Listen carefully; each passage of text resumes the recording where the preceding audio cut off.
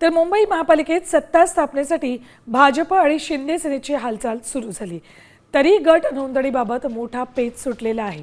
स्वतंत्र अस्तित्व टिकवण्यासाठी शिंदे सेनेनं भाजपसोबत संयुक्त गट न करता स्वतंत्र गट म्हणून नोंदणी करण्याचा निर्णय घेतला। संयुक्त नोंदणीमुळे भाजपचं वर्चस्व वाढून शिंदे सेनेला त्यांचंच धोरण राबवावं लागलं असतं। हा धोका ओळखून हा सावध पवित्रा शिंदे सेनेनं घेतल्याची माहिती सूत्रांनी दिली। भाजप शिंदे सेना नोंदणी स्वतंत्र होणार आहे।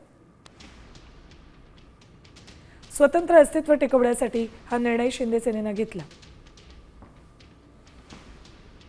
स्वतंत्र गटामुळे दोन्ही पक्षांना स्वतंत्र कार्यालय मिळतील। स्वतंत्र गटामुळे स्थायी समितीवर भाजपचे 8 आणि शिंदे सेनेचे 3 सदस्य असतील। शिक्षण समिती अध्यक्ष निर्णायक ठरणार आहे।